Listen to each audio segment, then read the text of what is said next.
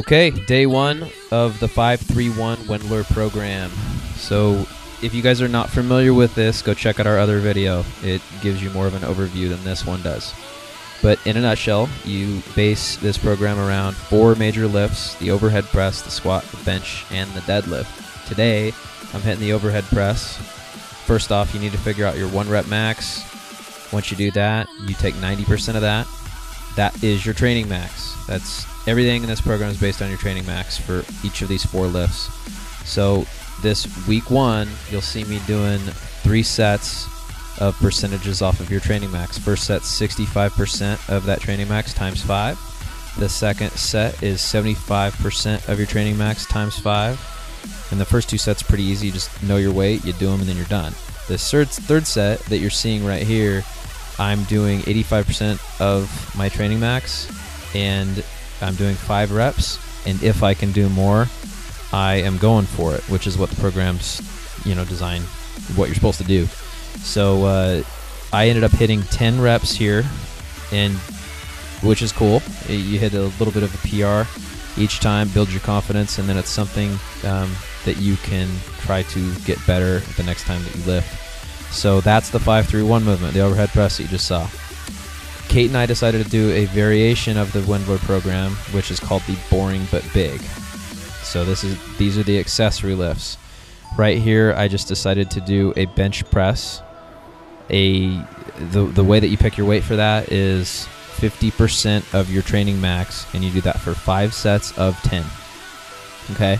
Once you do these 2 movements, the 5-3-1 movement and then the boring but big movement, which today was overhead press, and then it's the bench, as you saw, then you just hit accessory movements. And this is where it doesn't really matter. This is all according to your preference, guys. So he has some recommendations in his book, but the main thing is just don't do too much accessory movements.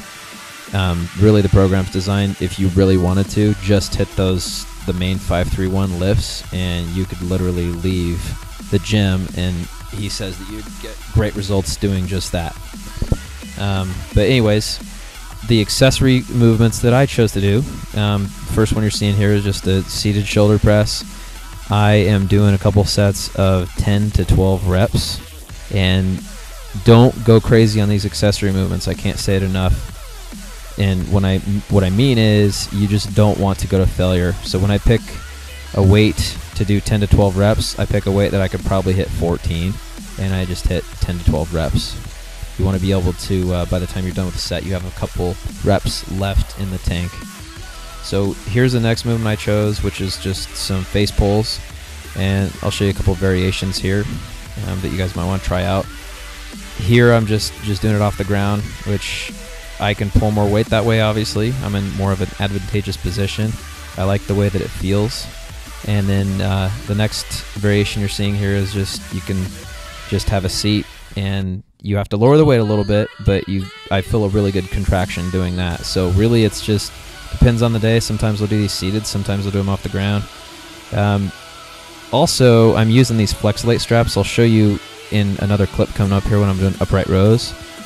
They just go around your wrists, and they allow a little bit better mobility. So they're kind of cool. They're only like $15, and I'll use them sometimes when I'm doing, arm work or shoulder movements like that.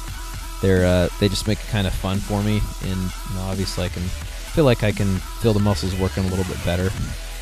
But to be honest, I just think they're fun to use. So here I'm just hitting some lateral raises.